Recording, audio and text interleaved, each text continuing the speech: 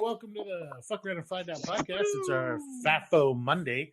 Today we have MycoCatGenetix, a good guy that's been around in and out of a bunch of different rooms for a long time. It's good to see you, bud. Same with you, man. Good to be here. Oh, yeah. Nice. Hope everybody had a happy Easter. Happy Easter. Yeah. I had a very relaxing Easter. I didn't do shit. Nice. It was nice for once. I played Rust all day. Nice. Tiniest ate a lot of chocolate and had a great time. So it was a good time. Hell yeah. Nice. Yeah. Nothing got lit on fire and nobody died, so it was good times. That's a plus. Any holiday you can walk away from is a good holiday. Right. Man, I dated a Cuban girl, and there wasn't a holiday that the cops or the ambulance didn't show up. Exactly. That sounds like good times. Good times. Yeah.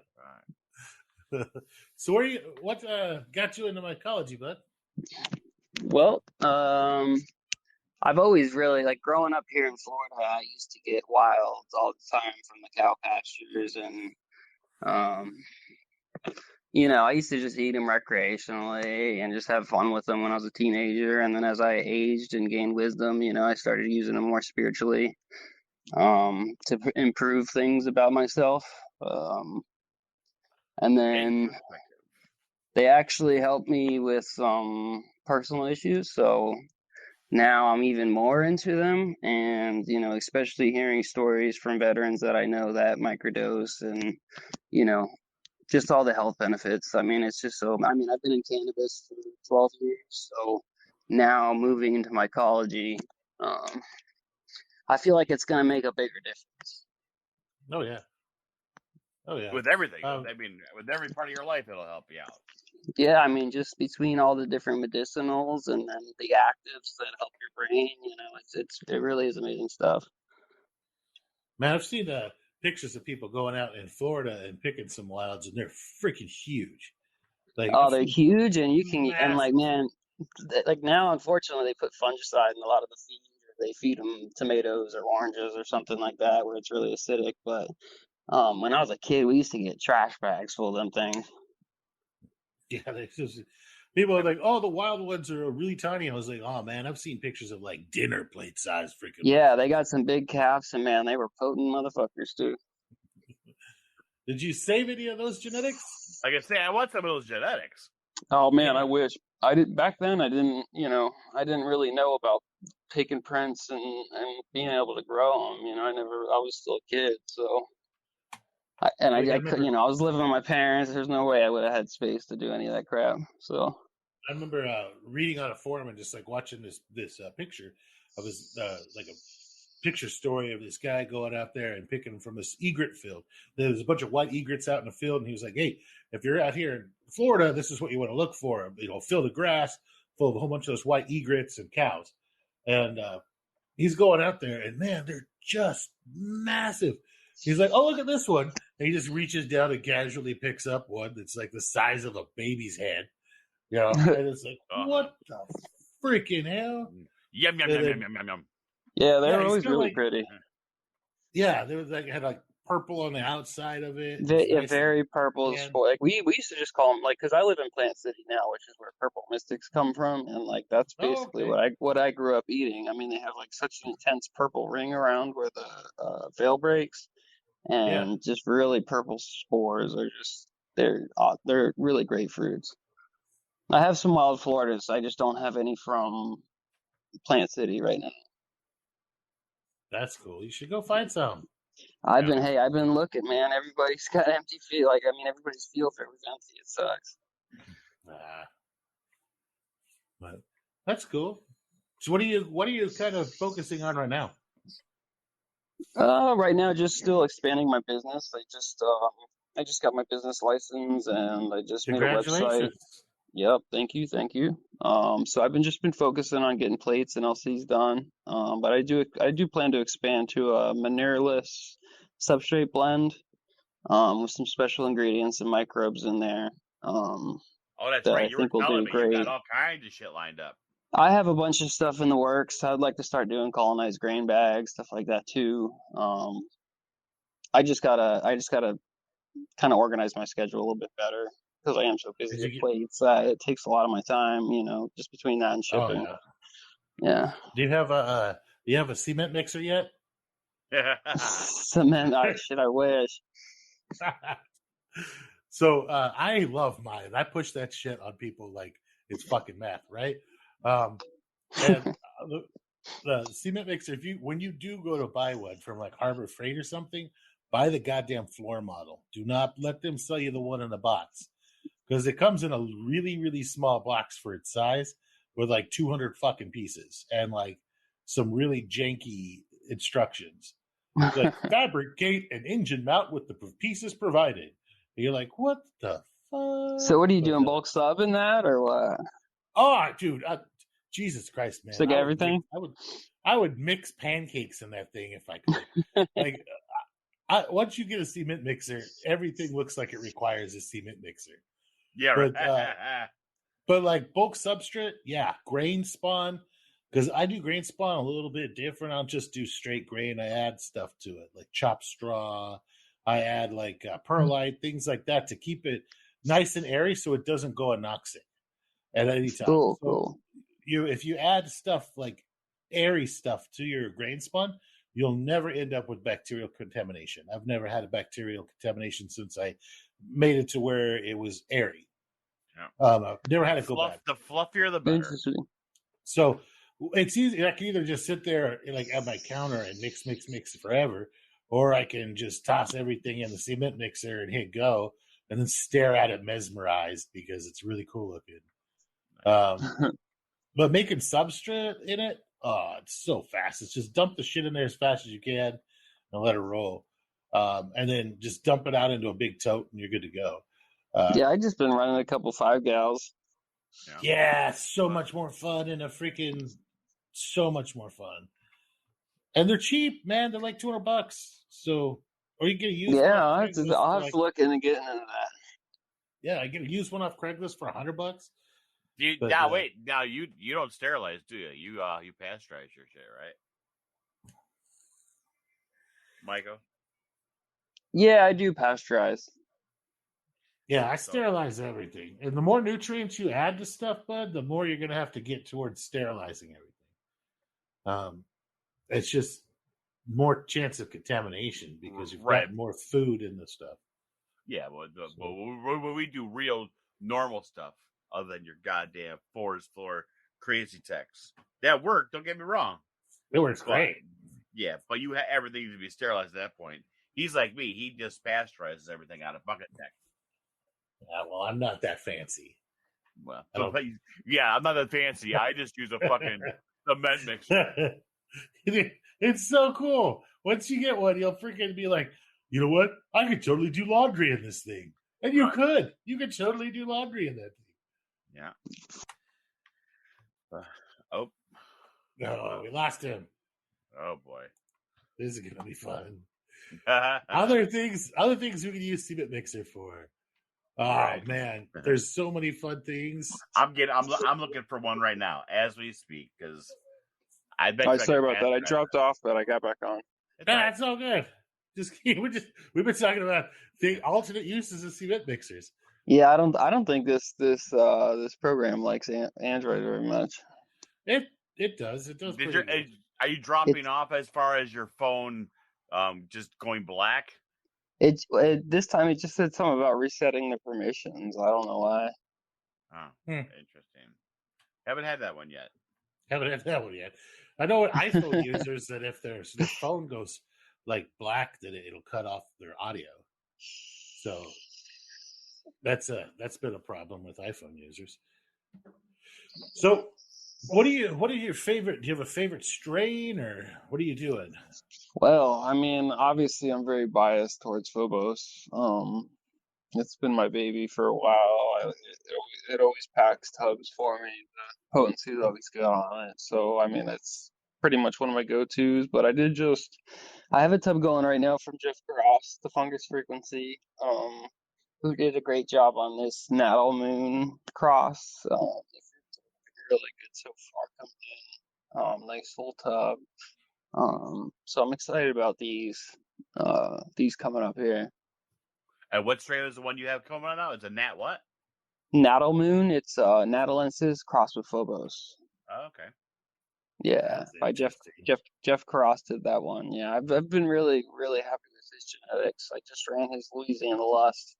That gave me, I think, like close to 2 ounces out of a 20 quart. Dried. Yeah, and they were pretty good. I got gnats popping their heads right now. Yeah. Oh, low spores, yeah. And he's gone. Or he put himself on mute accidentally. Which one is it? Well, he'll figure it out. Maybe. Will he? Only the audience knows for sure. See, in the time, we'll just zoom forward. Yeah. A little bit. Shoot. I mean, if there wasn't something going wrong, this wouldn't be our podcast, right? That's true. Yeah, that's true. Yeah. What'd you do yesterday for Easter? Anything good? I pretty much live streamed that in chat. It didn't go well. Like, I brother-in-law issues. Oh, well, those are always good. That's... Yeah. He built a deck. And, okay. I mean, it's a decent deck. There's a couple little issues with it, but overall, he could have done. He could have asked for help, but he didn't ask for help. So, did someone get hurt or? No. At least I hired some dude off of Craigslist or something, and I mean, it's made of wood and it's sturdy. Like way sturdy, like that is not coming down during the apocalypse. Sturdy.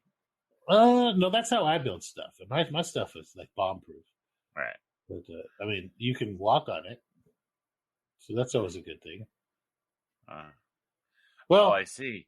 I see ODP in-law time. Ha ha! All right. Yeah. My power went out yesterday. I didn't have shit going for a long time. Well, I mean, it's been a minute since I went and hung out with the in-laws, so I was like, I'm just gonna ODPE this and then like chuck in a couple beers and then follow it up with a big energy drink. Right. So at least I'll be perky for the shit show.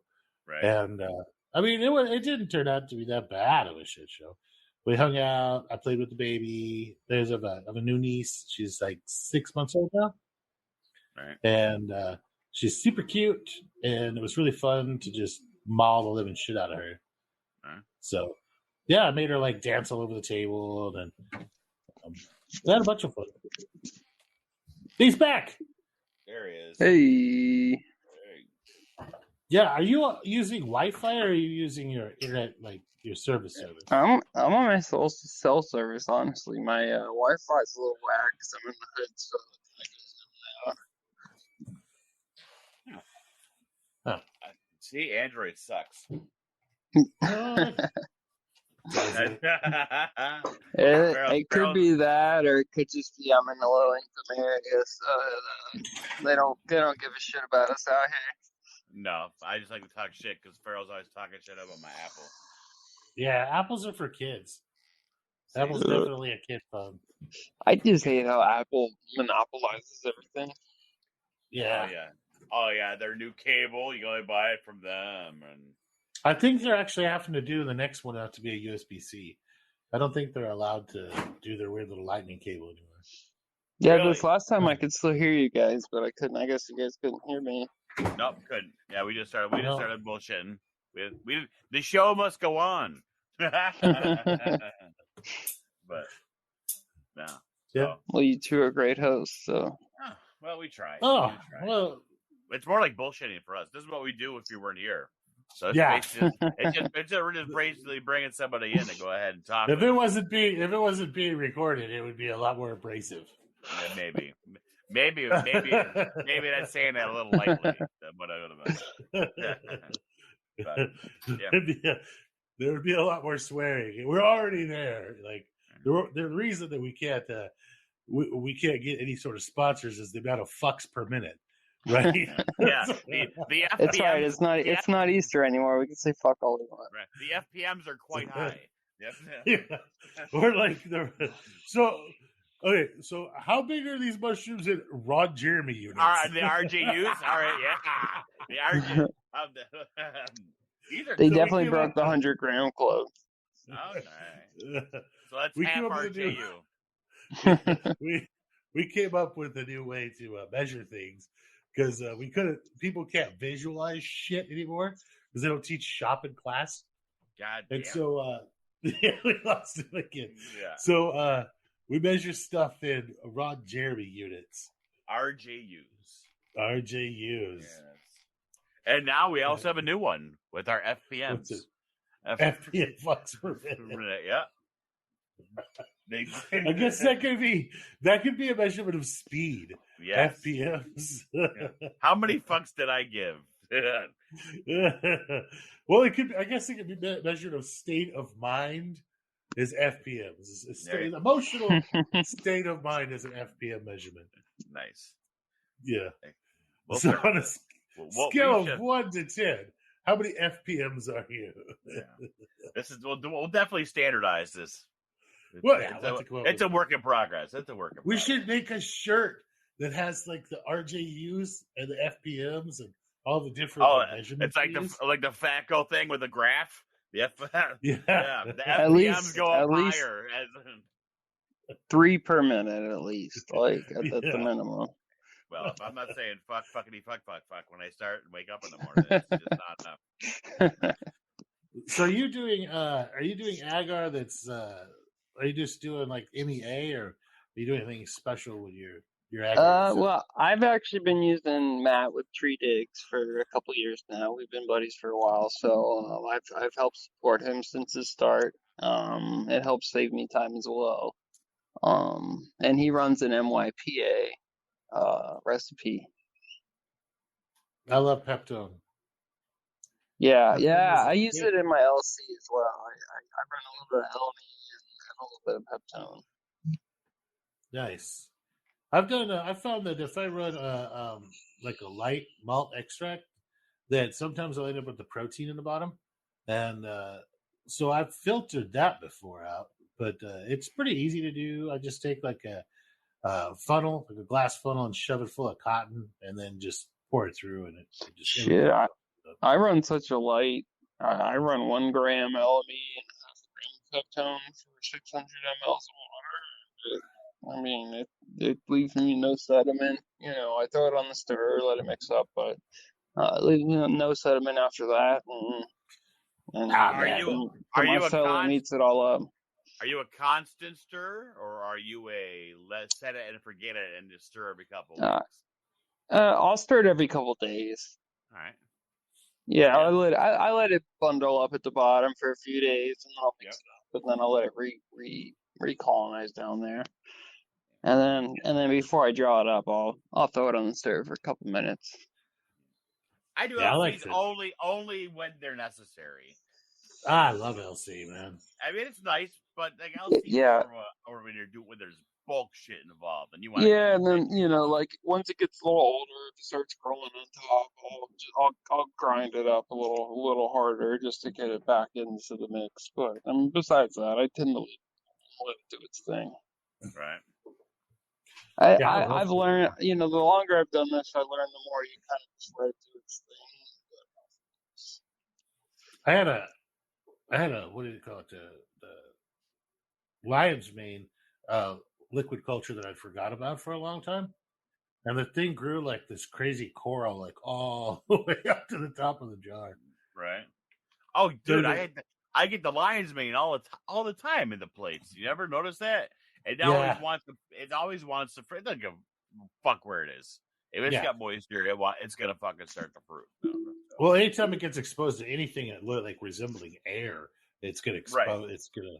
So if that's on a plate or if that's in a bag, it's gonna try to fruit. Lion's mane's a beast. It's real wispy until it gets right there ready to fruit. Then it all whitens up real crack and it shoots out. How many times have you gotten the phone call or the text or the picture? Is this contaminated with the lion's mane because it looks like cobweb mold?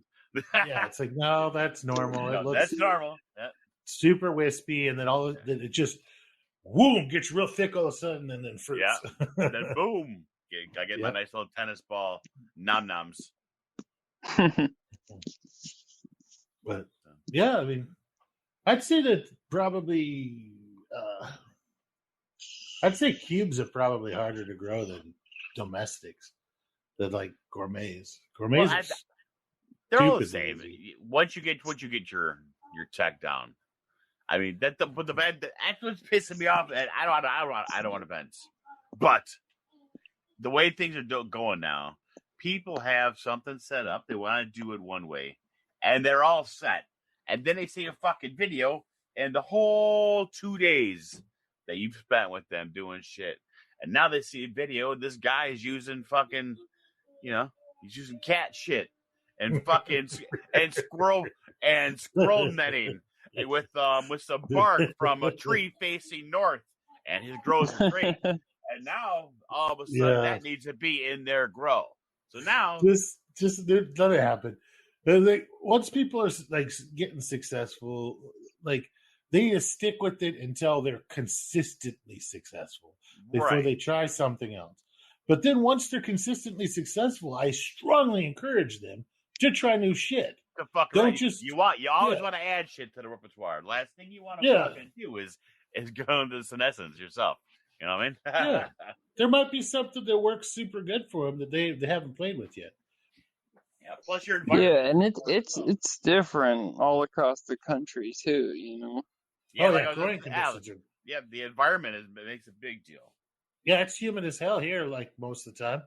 So I don't have to really worry too much about the crazy evaporation or anything like that. Just like kind of like Florida, you have to kind of stimulate that evaporation with the fanning more to get that to introduce fruiting. Whereas a lot of places they have to run, they can run totally modified tubs and get that evaporation. Whereas it's better if I run an unmodified tub. So yeah, like even here in Florida, I got a mist if it, whenever running modified tubs. Well, the evaporation and the fucking fresh air, the movement is what I think is key. That's what they think is. It's time. Those windows, shit. We gotta get them spores ready. So yeah, it's all about that surface condition. When they start nodding, it's the biggest thing. I mean, as of now, I do a hybrid system with bags and totes, depending on the strain and blah blah blah. I'm getting ready to go back to totes only because I really, really, really, really miss looking at that canopy. Looking at my canopies. I mean, don't get me wrong. I pull shit out now that looks like, what was this one I had? It was a purple mystic that looked like a fucking fairy tale fucking castle mushrooms in fucking Dungeons and Dragons. You pull the top off and it's like, oh, and shit. But, it's nothing compared to looking at a fucking 56 quart tub, 6 inches deep of awesomeness, Have you ever tried using the bubble wrap method to get it all to fruit at once? Oh yeah, I never have. The microclimate going all the way across. Yeah. I've seen people do it like aluminum, like all different kinds of stuff. Yeah, like even like parchment paper or aluminum. The thing you got to watch out with the parchment paper is if it touches the parchment paper touches the actual cake, the mycelium will start to eat through the parchment paper.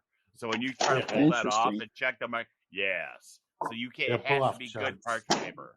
Yeah, you have to be careful with that. The wax. Okay, I usually honestly try to get the like the non-bleached fucking more natural shit, just because I'm kind of hippie. I use just some shitty fucking bubble wrap. I don't even remember where it came from. I think it came from some Amazon package. But, any stuffing, dude. I do more projects with shit left over from Amazon than I do with anything else. Yeah, I just sprayed it down with boxes.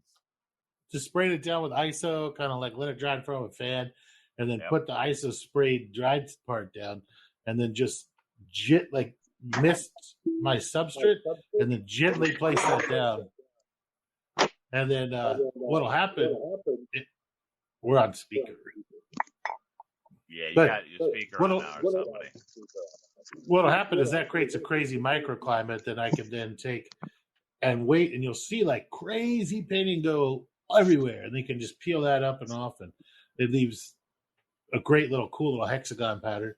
But you just get tons and tons of fruit all at once with that.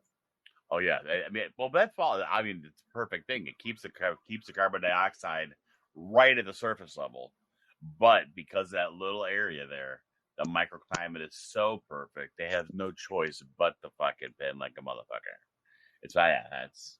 But honestly, if your field capacity is right, and you've waited the 12 days before fucking with it, if you're able to control your fucking dick beaters long enough from opening that lid, and you see that perfect diamond fucking pattern of fucking beautiful crystals all on the top, you know it's going to work perfect anyways. Because once you start fanning that down, you're in like Flint. Y'all ever tried to grow like grass seed in like like grow on purpose, and then like make your substrate, and then maybe like throw some ryegrass seed or something on top of it? I've grown cat grass. Yeah. But that's it. Yeah. How'd that work? Interesting. It worked great. Yeah, that shit grows like wildfire. Cats love to chew on it. Well, I was just thinking, like, because like the ones I've seen out in the wild are way fucking bigger than, or like they're meatier than the ones that we grow in tubs and stuff. You know, like. Well, you got to remember those ones that you see outside, their fucking tub is the fucking size of a swimming pool. Well, remember? The ones I got out of the ones I used to get out of my compost pile, they were like solid, like damn near like they were made of wood. You know, like. Well, that's like the sun. That's the sun doing that. Because if you grow them in your windowsill, yeah, if you grow them in the windowsill, they're going to be fucking thick as fuck as well. So it's got to be the sun. Huh. It's not, yeah. That's interesting. I always thought it was maybe something to have to do with the grass, kind of like morels, or like, you know, they have the mycorrhizal. Yeah. Yeah, I figured maybe it was something to do with that. I was gonna FAFO the shit out of it and see what happens. Just like, well, I think if you had it set up with the grass, you would make for a perfect microclimate as well, because that you're basically making the same thing as a bubble wrap. Because if the grass is growing, I think the problem would be if you put the grass in a tub and it started to grow, it might start eating. They might start competing for nutrients. You know what I'm saying? I'm gonna try this shit. I'm gonna take. Have you seen like how you make microgreens? Like you put a bunch of grass seed down and then I've done it with them. Yeah. Oh yeah, I do that all the time. So I'm gonna make like I'm gonna make like a mat of grass. It's like just like one layer of seeds thick, you know. So it's like real thin. And I'm gonna wait till it gets about like 2 inches tall, then plop it down on top of the freaking tote, and see if the mushrooms will grow up between it, like up through the grass. Right. Like that'd be cool. Maybe it'll work, maybe it won't. But I think you might want to have more air. Yeah, or do your tub and then put a casing layer when your 10 days is up. Then come through with a casing layer of fucking the grass mix. That's what I was gonna say, like live grass. Yeah. Case it with live grass, like sod. Like exactly, sod like a little. No, I'm not gonna add the dirt and nasty shit from outside. I'm doing a sterile like. But a sterile sod. You can think of do with the cocoa core fucking they come in carpets. Yeah, that'd be pretty cool. You can do that and put that right on top. But I wonder if it'd be good to like plant clove in there, because clove is a natural nitrogen fixer. So it'll help with the nitrogen and the substrate. Like clover or clove is in the spice clove. Like clove, yeah. Or, shit, is it clove? Now you got me fucking second-guessing myself. Because clover's fucking. Clove's not it's a plant, but it's not. It's like a. Clove's a big ass. Maybe it must be clover then. Yeah. Yeah. It's something they plant over the top of the soil, just stay short. Yeah, that'd be clover. Yeah, Clover probably work pretty good. Clover's pretty cool stuff. I wonder if somebody out there's gotta have tried it.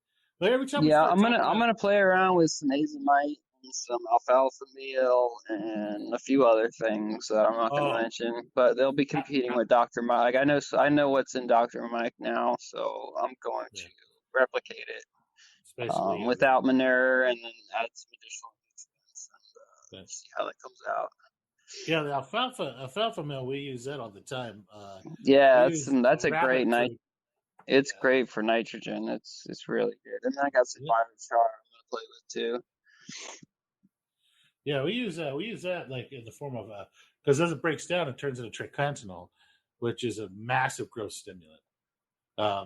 Anything alfalfa as it breaks down or is fermented naturally, it turns into tricantanol, and that's one of those special ingredients that they use in organic farming to get bigger and better fruits.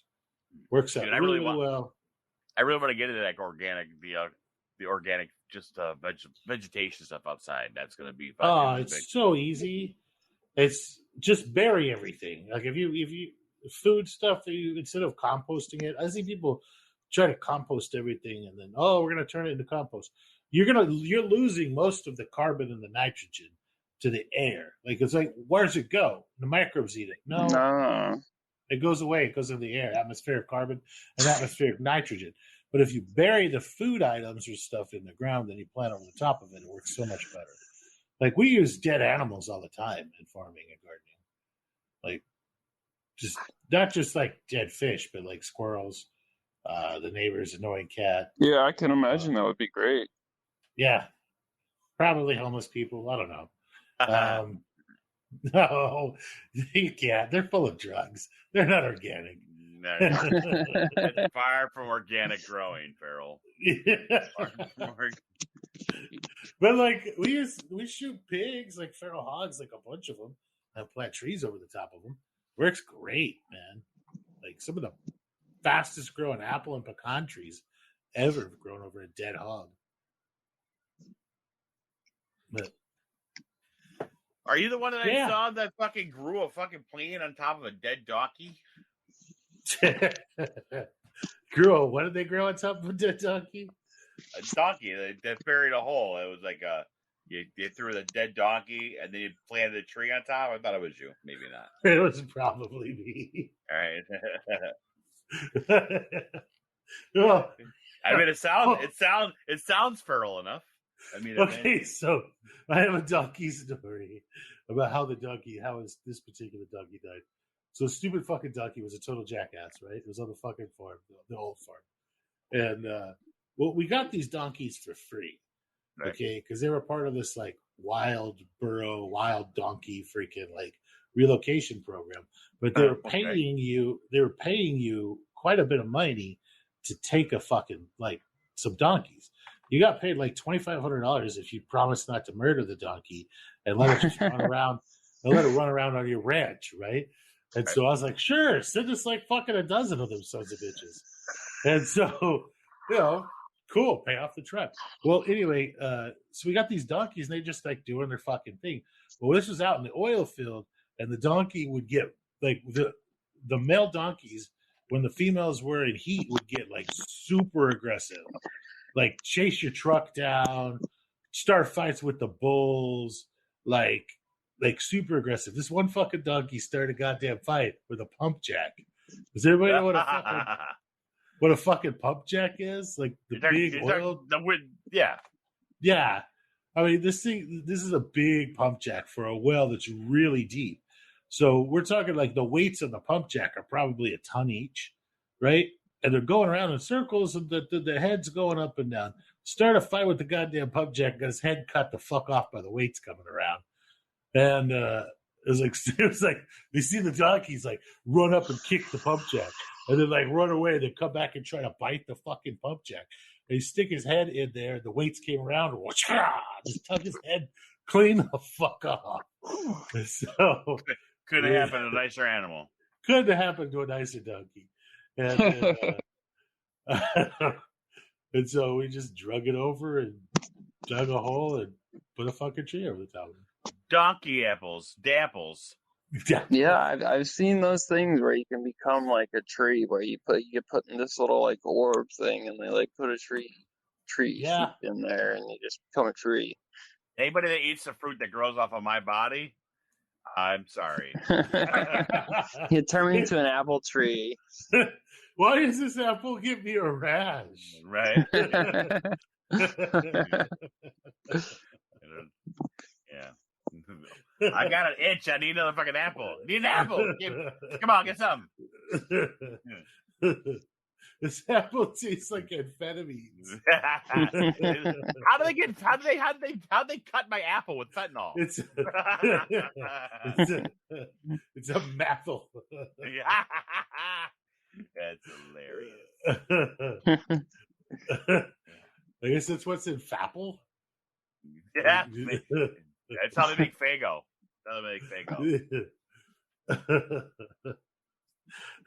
Well, we were trying to. This was MycoCatGenetix, everyone. Yeah. Yeah. I don't fuck with the fentanyl no more.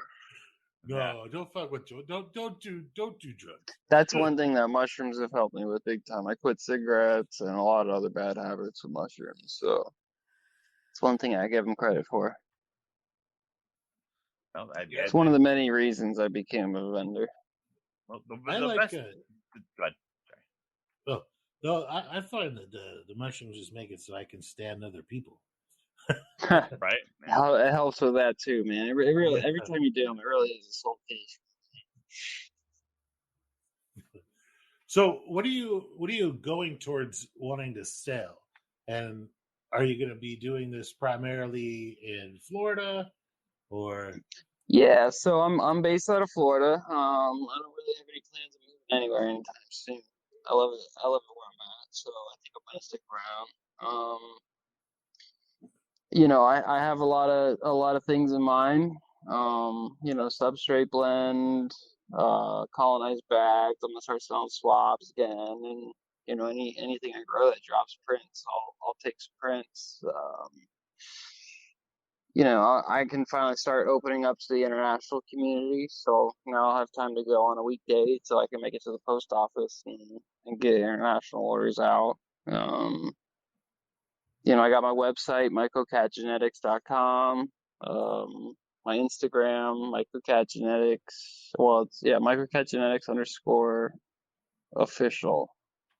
Well, MycoCat_genetics_official. It's like my 16th fucking Instagram. It sucks, dude. Yeah, but, they keep I just been focusing on that. My Discord has been really good. I got a great family going on there too as well. So, I'm pretty satisfied where I'm at. I left Facebook. I'm done with all that drama. So yeah, I never use Facebook anymore. They're just fucking, it's so clicky, man. It's ridiculous. Not only that, but there's just people that their whole life revolves around Facebook, and even if they like you, they're not going to tell you. But if they don't like something, they're going to tell you that no matter what. I've had so many people I came up with just like flipping shit on me when I became a vendor, and they say they were vendors as well, and it's just like, what the fuck, dude? Like, come on. Well, it's not what this community is all about. Is Florida gone decriminalization yet? No, I actually talked to a lawyer, and I was looking into starting a nonprofit to try to get some things rolling.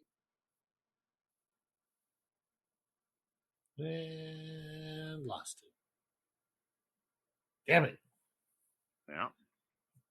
It's got to be his service, because he kind of like fades in and out. Yeah, I think he's using some kind of a what am I trying to say? Like a Bluetooth headset? Yeah, I think so, because maybe it's not charged. It's like beeping to tell him it like needs to be charged or something. Yeah, it's possible. You can just disconnect it and talk to it like a regular phone. That's what I told him to do on the chat earlier. So it's when we couldn't get him to work. Fuck it. So So about this. Oops. Yeah, we lost him for a second. He'll come back. Yeah. But yeah, man. No. That's about it. Oh, I got to go today with the guy who's doing the survey for the land for the new property. Right. I got to go out there to get the land officially resurveyed. So That's got to happen here in about 2 hours. Now, did it give you a water table and everything else with that? Yeah. Nice. So, yeah, we can hear you now. Okay, cool. Yeah, I'm sorry. I don't know why it keeps like going in and out. I'm sorry, guys. That's okay. Android. At least it's letting me like come back out and connect right back in. So that actually sounds better. This time it sounds like we're using a shitty Bluetooth or something last time. No, I've been talking on the phone just like it's like I'm on a telephone call. Oh, all right. Huh. It's got to be service in the area then. Yeah. Because it's kind of like... Yeah, every once in a while it kind of goes funky. Again, hood life, you know. You do. So, all right. So you were talking about starting a nonprofit, and then your lawyer said to... Oh, yeah. You know, he said it was so expensive. So, we have a fundraising channel, and I'm looking into, like, maybe if Florida has a branch here. But, you know, I kind of want to do the whole state, not just, you know, localities like they prefer to do. But, I mean, you got to start somewhere, and... You know, anything would help. So I'm just trying to find a good Florida program to donate to. Right. Awesome. Yeah, if you do it, are you doing gourmet as well, or are you doing just actives? I've been really wanting to get into gourmets and pans. It's just finding the time is the problem. I do want to grow some medicinals though for my girlfriend's dad. He's not in the best of health right now, so I think some of the stuff I could grow would help him out a lot. But besides that, yeah, I mean, like, I would love to start offering gourmet cultures and stuff. I'm just not very well versed in it yet, so I don't really want to, you know, I have a lot of great gourmets from Jeff, but I don't want to start selling them if I don't really know anything about them. Well, I appreciate you not getting genetics, but you know what? I just got a fucking LC. I want to make 35 LCs and sell all these online. Because it happens so often. People just doing shit. They don't know what they're doing. But they're throwing it out there like they're a fucking wizard. Yeah. I mean, I have so much stuff that I offer. I can't say that I've grown every single strain that I have, but the ones that I haven't grown, they're ones from like Wombat that I know are legit. Right. Yeah, he's good. If you do a gourmets, though, the money in gourmets is in cut and grow kits. Cut and grow kits, yeah. That's one thing I did want to do, like when I do start offering substrate, is maybe cooking up some grain bags and offering grain bags, a couple of shoe boxes, a bag of sub, and an LC of their choice, you know, as like a little starter kit. So that way you got everything you need to go ahead and run your first dub or your whatever dub if you don't have the time for the other stuff, you know. Dude, I actually had someone say the other day that all-in-one bags can't be used for gourmets. Yeah, they can. I use them all the time. I know, but I'm telling you, this is the kind of stuff it's out there now. Because these people they're like you grow all-in-one with grow bags. I'm like, listen, I'm like, no, it's so easy. My first 20 minutes in the morning is answering questions for people that learned something that contradicted common sense. And I'm glad people are too afraid of me to ask questions. You guys like all-in-one bags? I've never tried one out. Oh, I've made them for years and years and years, and that was the easiest thing. And I still make them on special orders for friends. Is that it's super super fucking easy. How I do it, and let me tell you how I do it. Is I put my substrate down at the bottom.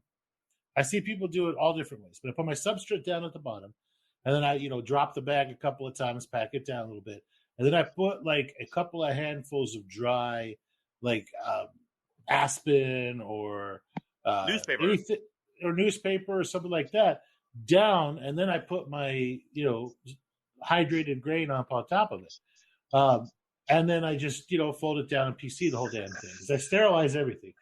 And what the dry newspaper or the dry aspen does is it makes sure that it doesn't become too wet. Like your substrate doesn't give up a bunch of water to the grain. Your grain doesn't give up a bunch of water to the two. It also keeps them kind of divided so you can kind of squish and break up the upper half without screwing up the bottom half. I see people put the grain on the bottom all the time, but then how are you going to squish it up? right? Without like doing like a little bit Getting of shaking. sub all up in there, yeah. Yeah.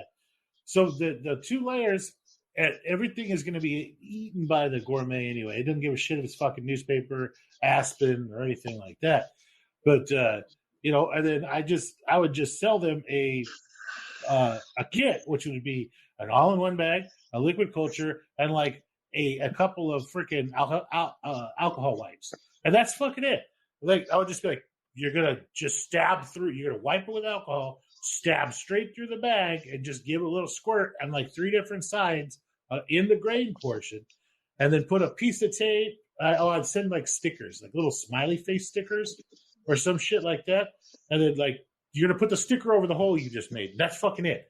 Anybody, people would buy them for their grandma in the nursing home, just so they'd have something to fucking grow and do, and because it's so stupidly simple. When it's done, all they have to do is just roll it around on the table a few times, tip it end to end, and they're done.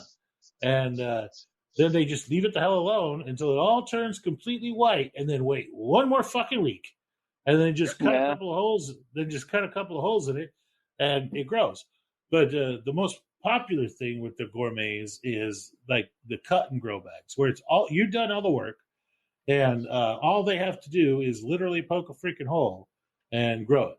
And that anybody does that. Primarily, you end up with Instagram, stay-at-home moms love that shit. Soccer moms love that shit. Anybody crunchy type people love that crap because it's literally just I would take a marker and just mark on the bag a little X. Right here, you're just literally going to cut the fucking X. That's it. Don't cut anything else. Just cut the freaking X. I went from the X to a kind of a 3-sided box so the flap would hang down naturally. So like the top part of the box is connected to the bag still. Yeah. So you just cut down the 2 sides and across the bottom. A shitty flap. A shitty flap. So the flap would just fall down and keep the microclimate, but the mushrooms would grow and push the flap up and out of the way. And I would just be like, all right. And then when it's done, I would tell them, add a couple tablespoons of freaking water, tape the bag closed, and in that spot, turn the bag 180 degrees, cut the same little freaking design on the other side, and fruit that side. You can fruit all 6 sides of the bag. And that's a great idea. And you'd have people, you'd sell your, I had like 3-pound cut and grow bags, and they were like $45 a pop. And I sent them in this cute little, I bought a bunch of these boxes off Amazon that look like little kid lunch boxes, like a Happy Meal box, right?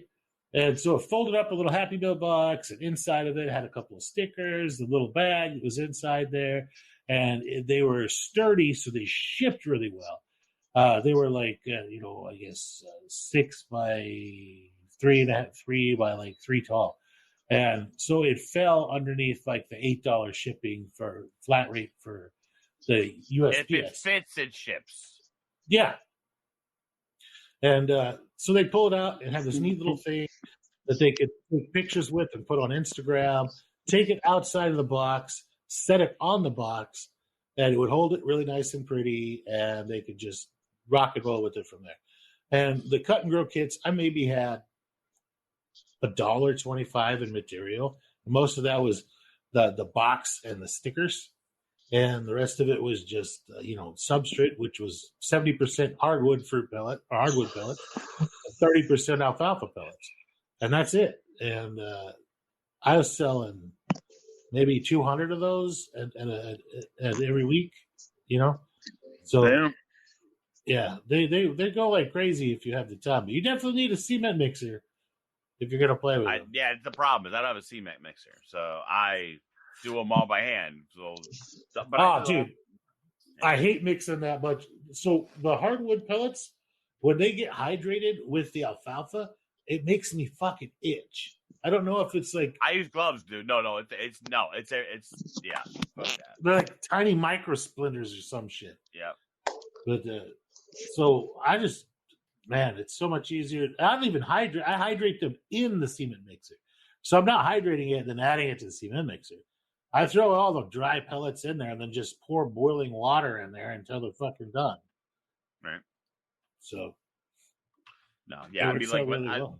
I don't make the bags anymore and have them sit for people to order them. They're all I make them as they come in because I know if I have 100, I'm going to sell 10. But if I don't have any, I'm going to sell 100, and I just have to stay up for 3 days to make them. So, I had a whole ton of them, and then they would sit there for a while, and people would buy them in spurts. Like 1 week, I'd sell 200 of them. Like I just sold a bunch of substrate. I had a dude that was a friend of the family's walk in and goes like, "Hey, I saw this stuff on Instagram, and I want to try to grow some mushrooms."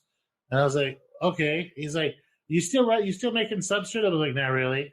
He's like, could you make me some? I was like, do I have to? Yeah. And so, I mean, I whipped him up like one batch. I guess it was like 8 bags and 8 big fucking bags. And it took like 15 minutes. It's just a matter of I had to break out so much shit I had put away in storage to get it done. Right. And I'm like, can you just order it from this guy? He's my friend. I tried to send him to you. Yeah, nice. But he's like, oh, man, just show me how it's done. I was like, all right, well, pay attention. Write this down because I'm only going to say it once. Right. Well, I don't think this is the last time, I swear. Yeah, right. Well, I'll make my own substrate stuff again once we move. But because I want to start doing the cut and grow gourmet kits. They're just too profitable. Yeah. They're just they sell too well locally, and go taking them to the farmers market where we sell our produce anyway, and just having that as one extra item, and they just it brings people in when you have that cut and grow kit that's literally just throwing mushrooms out sitting on the table and going, hey, you want to grow those pink oyster? Ha, you can. And then all you got to be able to do is pull the trigger out of a spray bottle a couple times. Yeah, if that. Like it's so humid here that no need. Right. They could just cut the flap and be good. They just have to add a couple of tablespoons of water to it when they tape the flap back down. But it's I'll be doing that again, but it's just way too profitable to leave it on the table. Right. But so what else is going on? Let's see. He's been having problems. We'll have to let him come back on again. Yeah, when he gets a computer or something. Yeah. But he never has issues when we're on Discord talking, so I don't know what's going on. Well, we've never had real issues with connections before on this thing. It's Armageddon, it's apocalypse. But I don't know. Speaking of apocalypse, the whole freaking BRICS thing is going to be a goddamn nightmare. Yes, that's but like I said, I hope it happens. I mean, it's just a cycle. It happens every time. Once the gold is no longer once your money is no longer backed by something, it loses its value. Well, did you see what Texas is doing? What are they doing now? So Texas is fixing to issue its own currency backed by gold. Awesome. Yeah, Texas is issuing its own digital currency. So it's like its own Bitcoin, but it's like going to be like called Freedom Dollar or whatever the Freedom Dollars? Isn't that what the US dollars are called now? Freedom Bucks?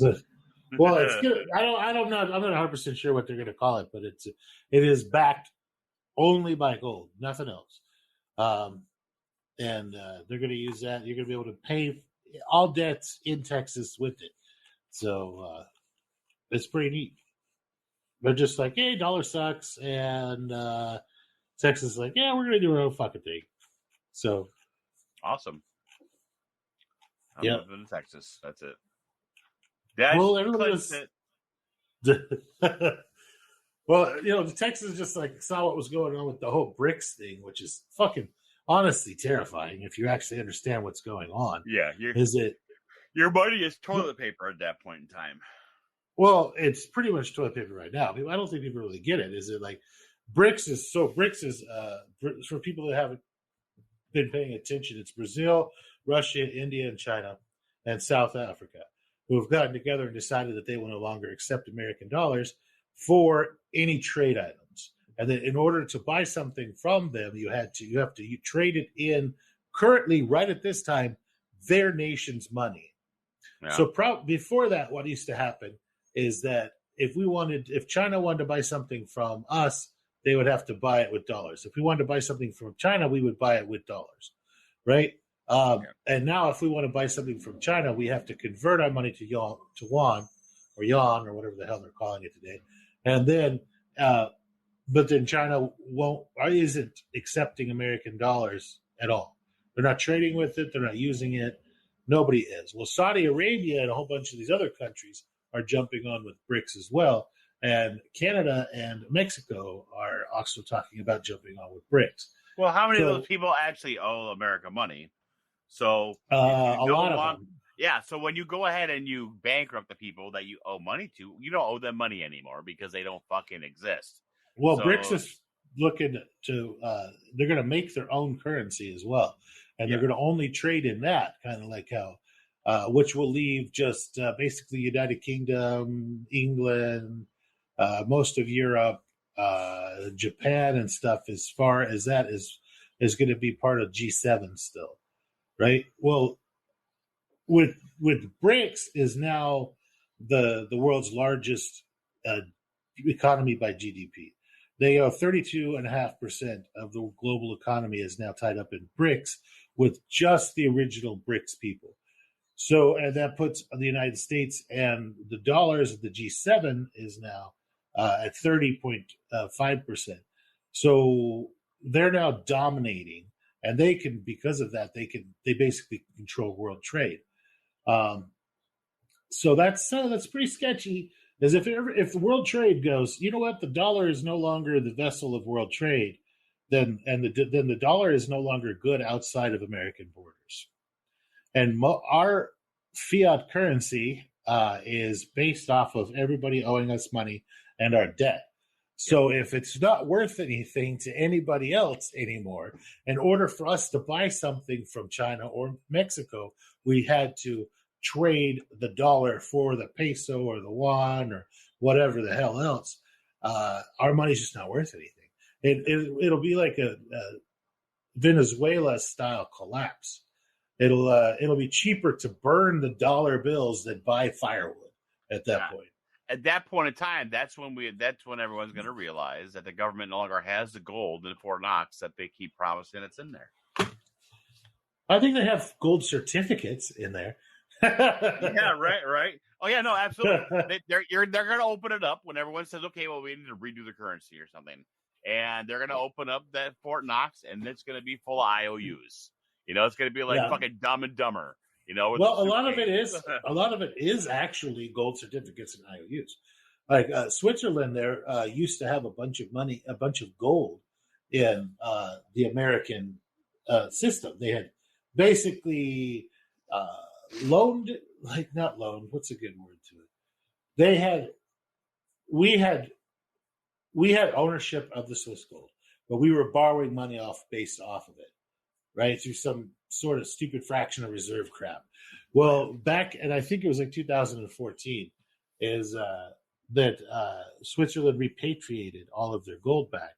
And it was a huge percentage. It was like 30-some-odd% of what we had left. And that's when the gold really started going up in value back then. It's because everybody realized, oh shit, buy gold. And then it was like, yeah, but you can't really do anything with that yellow shiny metal. And, you know, the government has a history of going ahead and confiscating it. And it was like, oh, that'll never happen. I was like, you guys realize it's happened a few times, right? Like Roosevelt very, very like publicly did that, where he went and confiscated all the fucking gold. Like, you have people who had to turn in their heirlooms and their necklaces and their jewelry. Are you doing coke again? God damn it! And then, but then the worst thing is people that are buying all this gold. We talked about it last week. Yeah, that you can go ahead and they know you have the gold. Yeah, so you're buying it from all these fucking vendors and everything else. Yeah, you're not buying it. You're not doing back alley gold trades. No. Like, yeah. You know, so it's good. Yeah, between and the stock market's going to crash like a motherfucker because all their money's going to be worth shit. So yeah, it's going to be great. It's going to be grand and wonderful. I mean, I'm thinking I normally am the person that's like, yeah, you know what, shit's gonna hit the fan, whatever it is, eventually. But I think now actually we're probably looking at maybe a month before it gets really, really, really bad. Well, I'm hoping that it's after we move in. All right. So let them put my fucking house out there on the concrete pad first. All right. Hey, Alina, that's enough. Sorry. It's like a puppy. And she does this. She's been doing this thing where she watches the stupid YouTube videos of these like babies, and then she makes the noise the babies make. It's like super, super crazy. Interesting. What are you doing, kid? Is that Mommy Longlegs? Mommy Longlegs is creepy as shit. If anybody out there who has kids who have seen the Mommy Longlegs, they're creepy as hell. What? I don't even know what the hell you're talking about. It's a new thing that kids like absolutely love. It's like a stick figure, a pink stick figure. It's called Mommy Longlegs, and so it's creepy. The videos are creepy. The stuffed animal's creepy. The whole thing's fucking creepy, but kids love it. And she's got this big stuffed Mommy Longlegs, and it's creepy. It gives me nightmares. Anyway, yeah, no, like the economic shit show that's coming down. And people have asked, like, hey, what's the best way that I could, like, kind of, like, mitigate that? And I was like, learn skills. Like, having skills. We're always telling people that they need to have skills. Something you can train, man. If you can, you're gonna very quickly run out of trading mushrooms to people. So, but if you know how to do other stuff, trade skills, like just anything. Vegetables, gardening, construction, welding. You know, all the trade skills, all the things that people got paid to learn instead of going to school for 7 years to own absolutely nothing. It's going to be super hard to trade your skills as an underwater basket weaver, you know, for food. Yeah. Or like one of those, or your art, or your what is it called? Liberal arts degree. Liberal arts, that's what it is. Yeah. Like, and my masters of interpretive dance. You mean stripper? Yeah. My pole dancing fucking bachelors. Yeah, it's going to be really hard to turn that into anything that's going to be financially, that's going to feed your family. But definitely learn a skill and try to work on building a community now. Because once everybody's super suspicious of each other, it's going to be really hard to build a community. It's much easier to build your community right now and have a trade that you can get with your neighbors. The last thing you want to do is fucking be like, hey, we're like-minded, right? We both want to survive the apocalypse that's happening, right? Yeah, come on, sit in here. Here's all my food. Look it. We're going to be all right. Yeah. Yeah. You want to have friends. You want to find your survival buddy now when things are good, than later when things are sketchy. Yeah. Don't trust anyone. No one. Stranger danger. Stranger danger. Stranger danger. Maybe we should give MycoCat, like, he says he can't get back in. He can't get back We should give him another go later. Yeah, that's fine. But we can do it later on this afternoon. Well, he's got shit going on this afternoon. So, like he had last week, and Pinellius just canceled. What'd you do to him? Our first cancellation, he's got the flu. Oh no, he's got the nose herpes. Yeah, he's got the flu, so what you gonna do? Nose herpes? That needs to be a soundbite. He's got nose herpes? Gotta love kids. They're so great.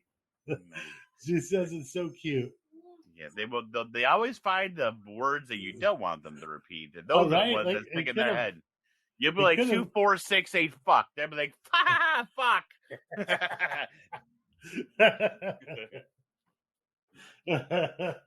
I just can't wait till I get that call. You know, and the kid, and she's trying to measure time with FPMs. It's like, how tall are you? She's like, I am 4 RJUs. It's like, what's that? Standardized unit of measurement from FAFO. Yeah, she's like, it's a standard. It's a way to measure things. Like Daddy's podcast. They'll be like, shit, here we go. Time to fend off the fucking teachers again. Well, hopefully by then, you know, we're just living in a cave somewhere, and like teaching her like with stick fighting and like swords and shit. Nice. So that sounds like fun. Hell yeah. But yeah, no, man. Other than that, I mean, just farm stuff. Been seriously staring at tractors really, really hard. Like, just I think I'm gonna buy one. Fucking the fuck out of them. Oh yeah, we're gonna buy a tractor, but I think I'm gonna probably get away from being on the ambulance all the time and start just doing like a bunch of tractor stuff and teaching. Yeah. It's just this last couple of shifts have been just nightmares, man. It's been, you know, I had 4 hours of downtime in 3 days. Damn. And it coming back off of it, and you're just hurting. Just everything hurts. Knees hurt, elbows hurt, hands hurt. And it's not just me. Like, my niece actually works with me because I've been teaching her how to be a good paramedic.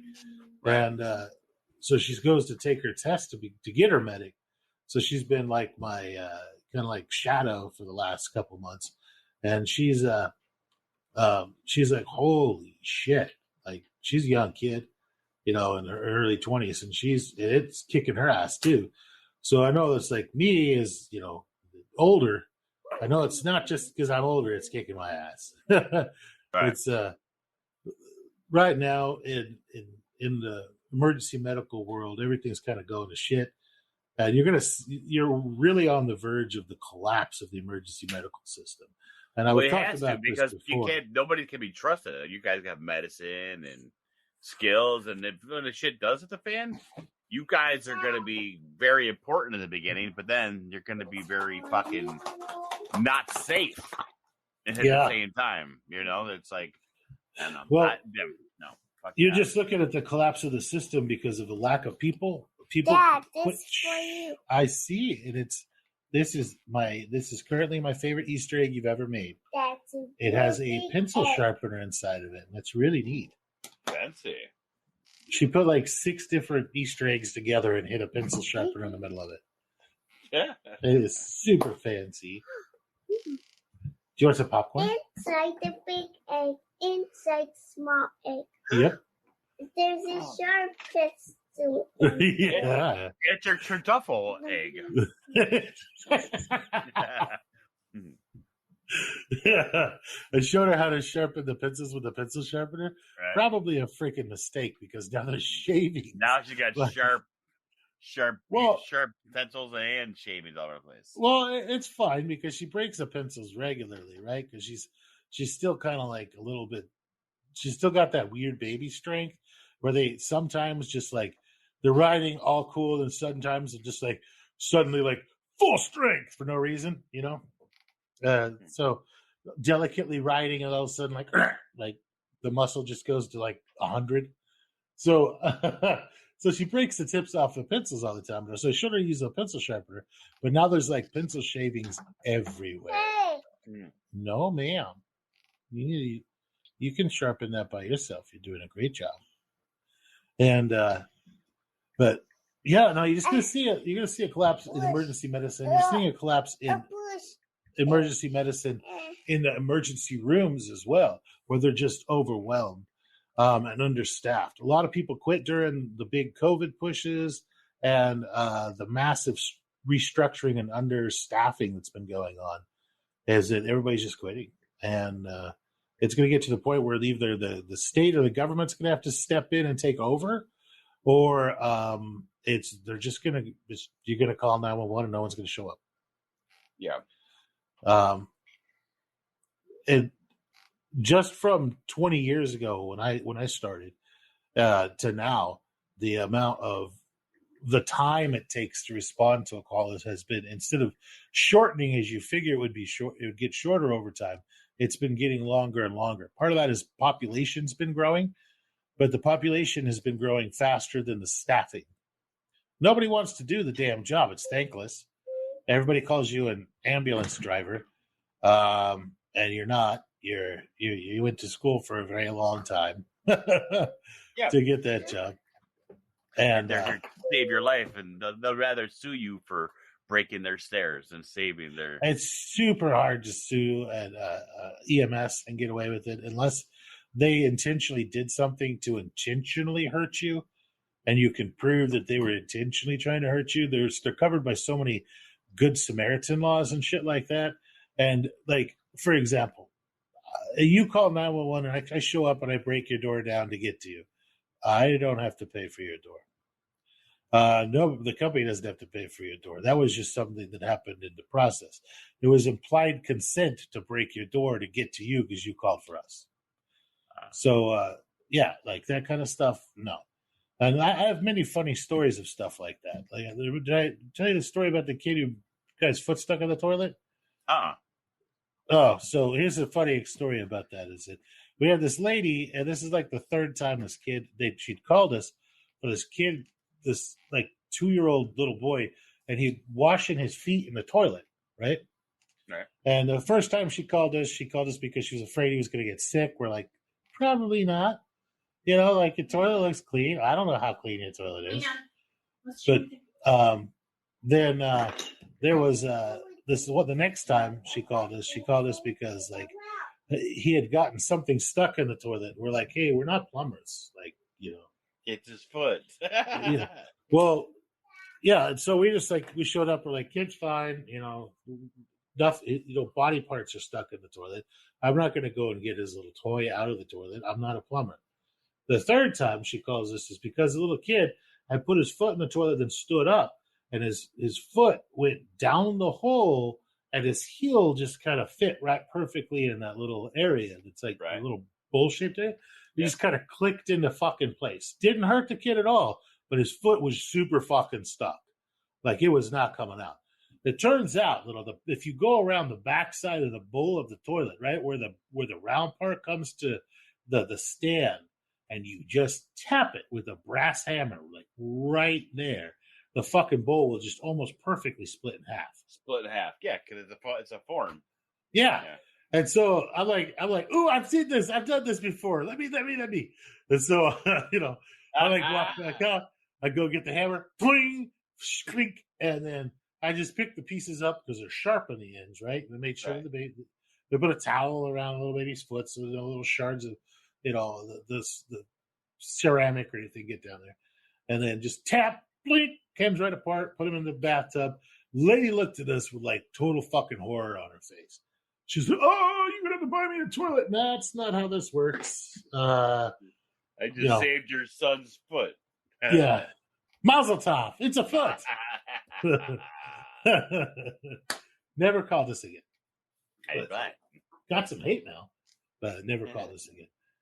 But yeah, you know, so like, you know, stuff like that. We've gone to houses before, and you can see grandma down in the freaking like house, right?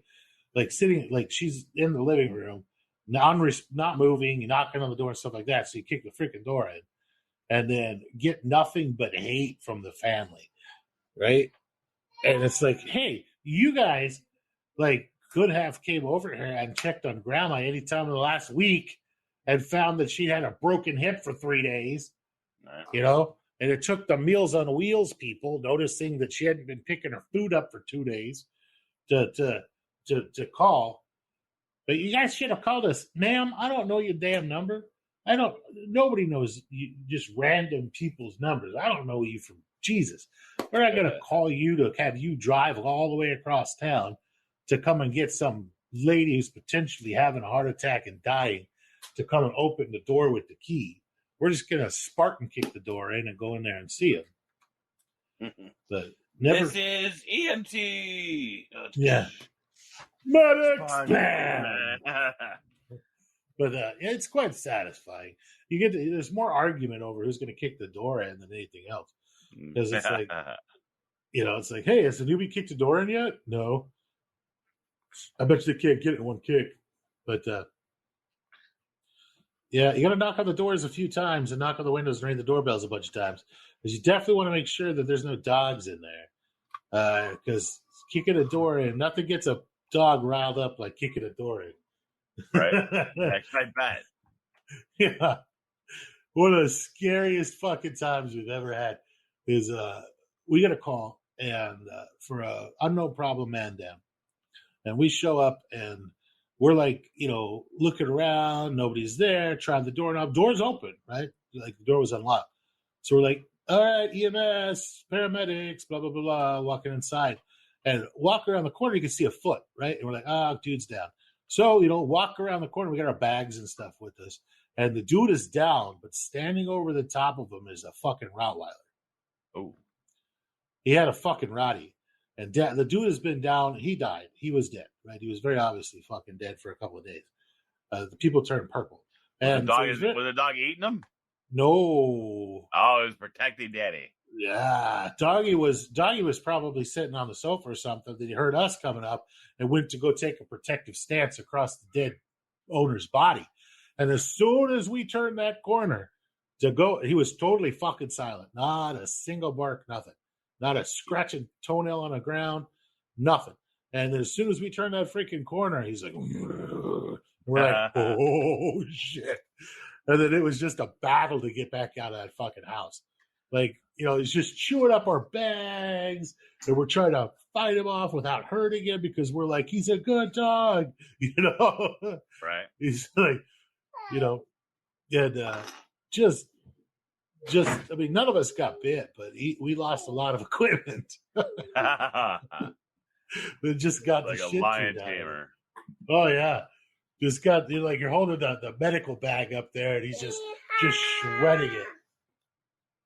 But no, making weird noises. Go over there. Go over there. Look, you can go get your tablet. Go get your tablet. Hey, Nina, don't be upset.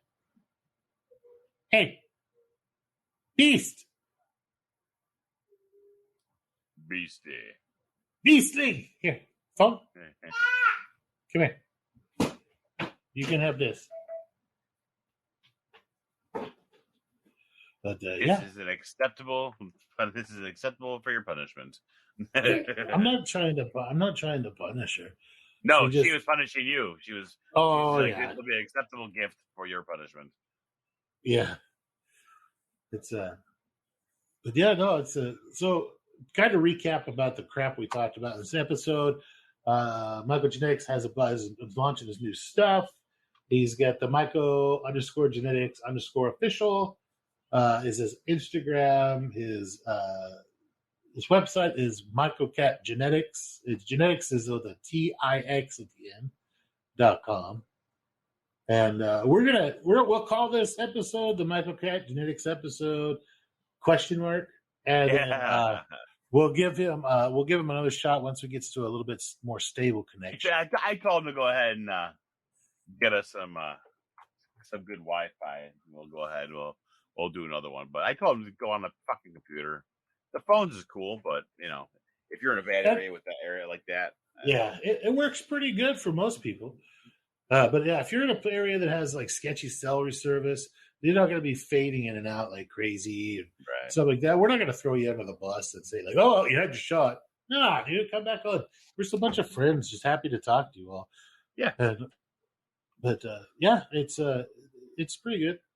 You guys need to diversify your personal portfolio, and that's not your stocks and bonds. That's what you have to trade. That's your future. That's your future fucking toilet paper. Yeah. Yeah, whether maybe you can make toilet paper, man, dude. If somebody can fucking make toilet paper, like good, decent toilet paper, you're gonna be very well off in 2024. Right? That's a brilliant idea. Remember when all the shelves were empty of toilet paper during COVID? Yeah. Imagine now when it's not going to end for a long time, for years and years. I'm thinking. Let me think about. Let's just talk through how to make this toilet paper. Yeah. So if you took a bunch of wood chips, you'd have to make a pulp. It has to be a pulp. Yeah, but I think I would probably I would soak the shit out of them. I'd boil them and soak them, and lye like ashes, like ashes. We're gonna have to we're out. I don't want people stealing our toilet paper. That would break down the fibers, right? That would break down the fibers, and then I would bring that back to neutral with an acid, whether it's vinegar or something like that. So just bring it back to a neutral pH, then rinse the living shit out of it. So you're not just burning people's assholes with lye or fucking acid. Right. And then rinse the crap out of it, and then I would probably, I don't know how you'd press it thin.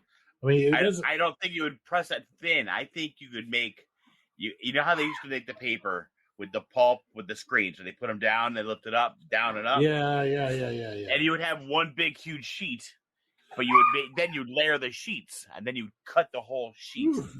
Oh, that's a good idea, right? I think we're in. We've got our toilet paper, and then we can take an aloe alcohol fucking squirty mix. We have to invent. So there's aloe on the aloe touch. Yeah, yes. We'll just aloe touch toilet. It'll be ATP. ATP. Now this is what we're gonna do. This alcohol and a Bardello is what we're just gonna have the toilet paper where you stop to get your minor medicine and your cuts and bruises and stitches, and I'll pull out your teeth. Yeah, and drink your whiskey and beer and eat some mushrooms. We're just gonna have a toilet paper and that just a general store. Yeah. That's what we're gonna do. Shit at the fan. Yeah, I think we're set. That's it. Yeah, and we're gonna have all the food. We'll have a huge orchard and all the food and everything. So we'll be able to sell apples, and all sorts of squashes. Homeless people. Homeless people. Yeah. Not really. Oh, did you see what happened? Yeah. Excuse me, but did you see what happened with the beef industry? It is the lowest. It's the lowest number of beef cattle in America in 60 years because the feed prices have gone. The feed are so high they butchered all the cattle. They butchered all the cattle, but not only that, but they butchered a lot of the breeders too. So they're looking right this second. If the feed prices went back to normal, all the droughts ended and everything, you're looking at 5-year ramp up period before they could get back to where beef was going to be readily available. And right now, what you're eating in the store is the beef that was processed last year. So come this fall, you're going to look at beef prices going up 200 to 300%. So what you're looking at, what is it, $6 a pound for burger right now? Yeah. You're probably looking at, $18 to $24 a pound this fall. So, I think we're just going to, we'll just butcher a couple of cows. Me and close friends, we'll be good. That's why I tell you had to come buy the piece of property next to mine. Yeah, then you have beef. Nice. I want cows. I want to ride them. Do people used to do that? The oxen? Yeah. They use them for farm equipment. Yeah. So I was looking up, and I don't. There was actually breeds of oxen. Oxen is an actual breed, but it's a type of very large cow. But it was I was looking. I was like, well, what makes an ox an ox? And it's because it's like a steer that's specially trained to be chill and do work. And I was like, huh, that's pretty cool. I mean, they're pretty stupid. But, like, I've seen cows do some amazingly stupid shit, man. They can go upstairs, but they don't want to go downstairs. Oh, dude, did you see that? There's a viral video running around of this fucking cow that got up on the roof of a feedlot. Have you seen that one? No, I don't. Well, cows can be very athletic. And it got scared, it got startled, and so it jumped. They were unloading it, right, into the feedlot. And so it jumped, and it managed to get its feet up on top of the trailer. And then it pulled itself up on top of the fucking trailer and then jumped from the trailer onto the roof. And so now you have a fucking cow 50 feet in the goddamn air running back and forth on a fucking roof. They're like, how are you going to get this freaking 1,000-pound animal off your fucking roof? The only way you can do that is fucking trank them and hope to get a crane around it.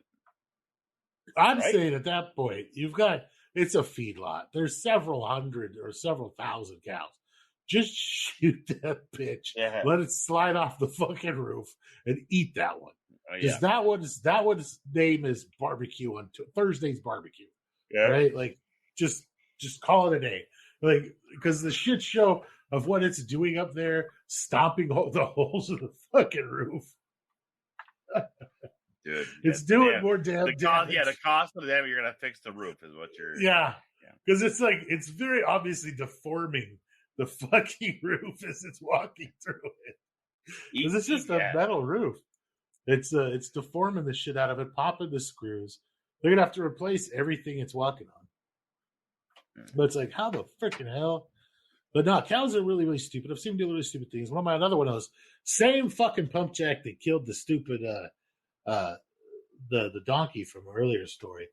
This cow went up there and was just like, we're like, what's that cow doing? Because cows like to chew on plastic, and nobody's really fucking sure why. They just, I don't know, it's like bubble gum to them. So stupid bastards will sit there and chew on like electrical wires and things like that because it's like gummy.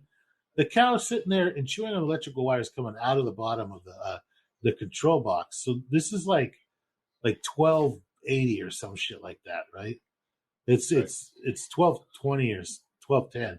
It's like 1,200 and some odd fucking volts instead of like the 110 that's in your house, right? And it was amazing. It was like you could have seen the insides of the cow for like a half a second. It was like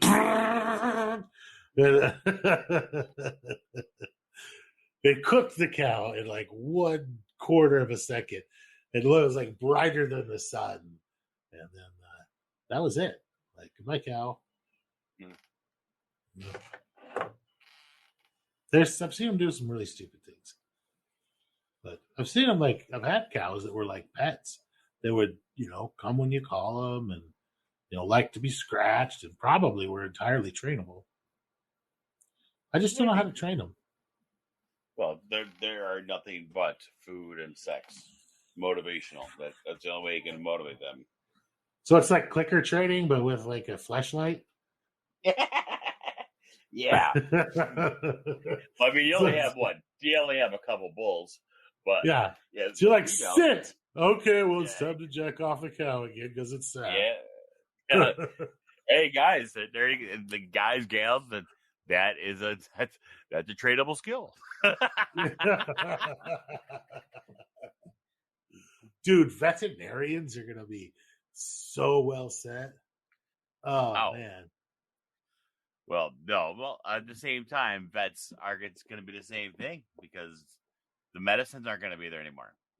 So, Oh, these old country vets that just like delivering cattle and know how to do different things like that, they're going to be fucking set. Like, yeah, the medicine might not be there, but there's still some still needs to have help birth a cow or stupid shit like that. There's still hoof trimmings and things like that need to happen. Right. But, yeah, I mean, you might just have to, shoot a few more things in the head, but there's still a lot that could happen it's useful. The veterinarians, I mean, wouldn't be bad as a veterinarian because see the difference between humans and veterinarians is it's easier to become a human doctor than it is to become a veterinarian. Yeah, humans you go to a doctor, you get the human doctor, and then you got to go to vet school for each kind of animal. Yeah, and I try to tell people this is like veterinarians are way higher trained because you've got a human doctor learns one creature, a human. The veterinarians, if they specialize in like large animal medicine, well, now they have to learn horses and cattle and all those other different animals. Yeah. And they're all fucking completely different systems. Like, they're totally different. They're not anywhere near close. Like, cows' stomachs are completely different than horses, and are completely different than, your donkeys and your ponies and everything else. Their systems are different size, different shapes, work different. They have different dietary requirements. Different, like what's super toxic to a horse is completely fine for a cow, and vice versa. Like, as a general rule of thumb, if you can use it on a human, you can use it on a pig. If you can use it on a pig, you can use it on a human. And as the general rule of thumb, it also goes for dogs. For some reason, because we've lived with dogs for so fucking long. If you can use it on a human, you can use it on a dog. If you use it on a dog, you can use it on a human.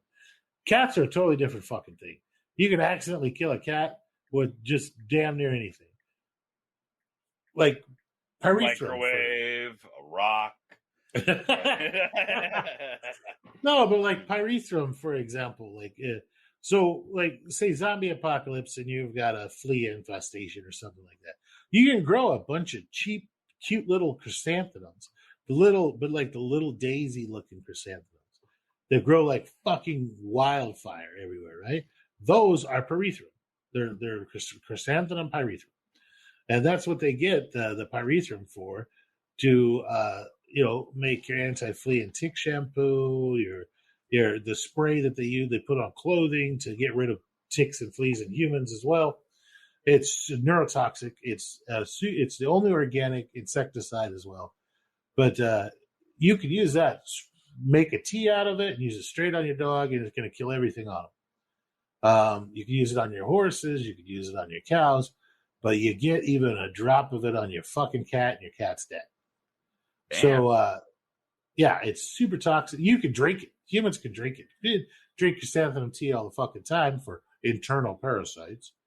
But you get a little bit of that in your fucking cat, or you play with it and touch your cat. Your cat's dead.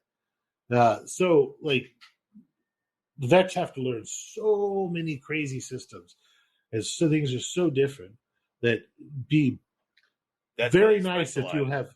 Yeah, if you have a veterinarian friend, I'd rather have a veterinarian friend in a zombie apocalypse than I'd rather have a regular doctor, because the doctors, they rely on everybody up the chain, right? They rely on their paramedics to first diagnose and figure out what's going on in the field, and then to give them the history and everything that's going on. You ever notice that the doctors, you only see them for 30 seconds because they let everyone else do the fucking work.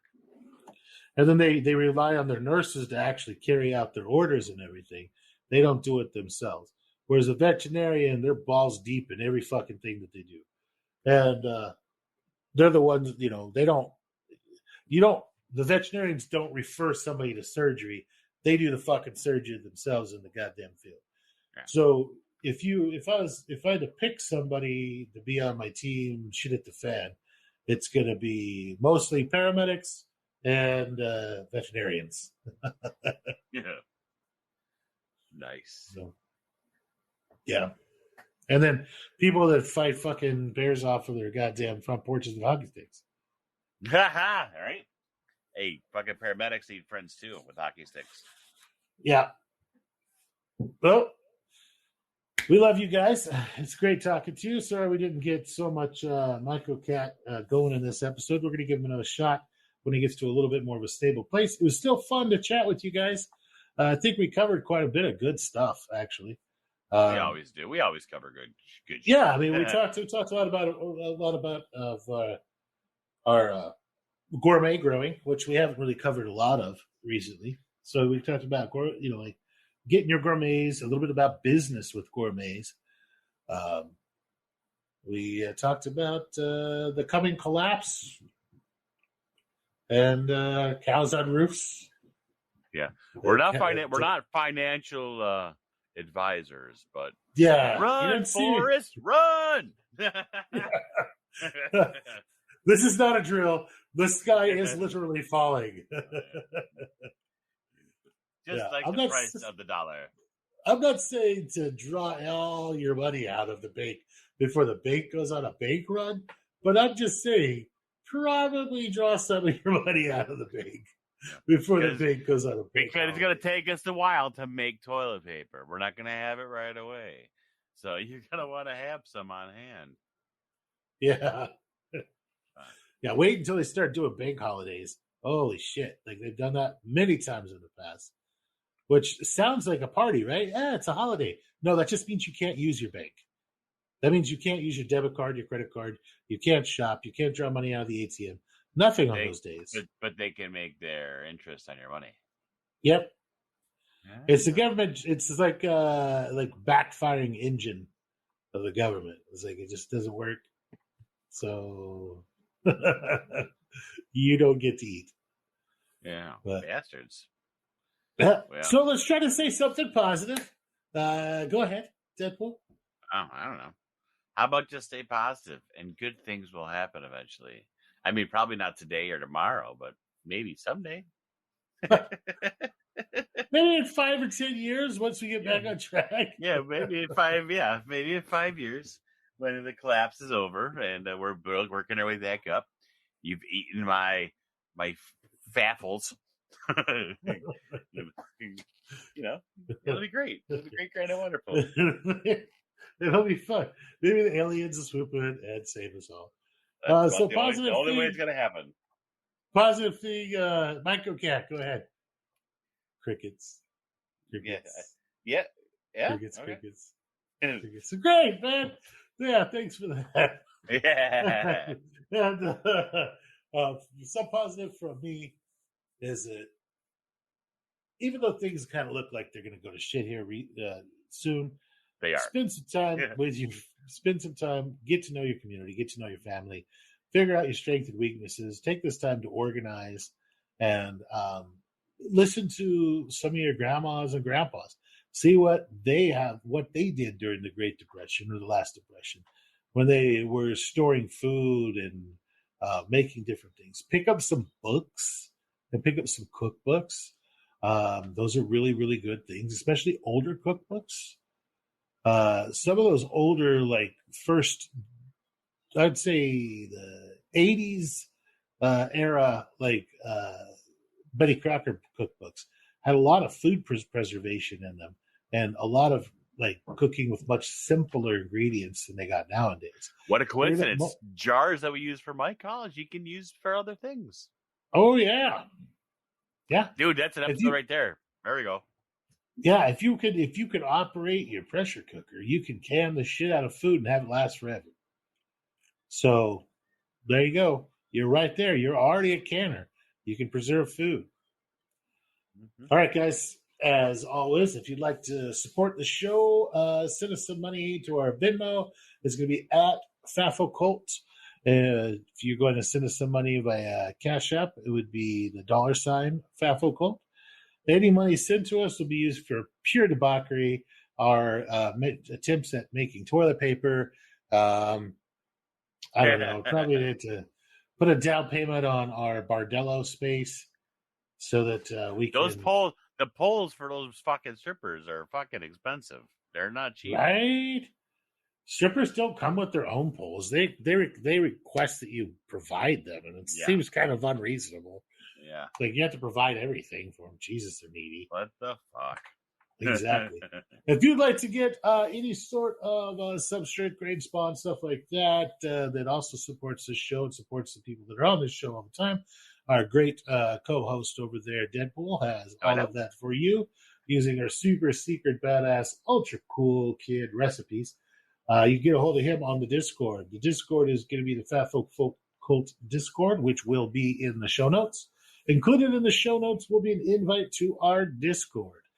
You go ahead and click that, and it'll take you right over there. If you have any questions, comments, concerns, bitches, moans, gripes, you can get a hold of us at FAFOCult@gmail.com. We'd love to hear from you.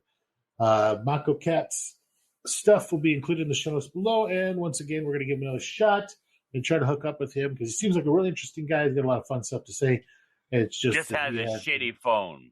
He had some technical difficulties with some connection issues this time around. But we love you guys, and we'll talk to you later. Later, guys.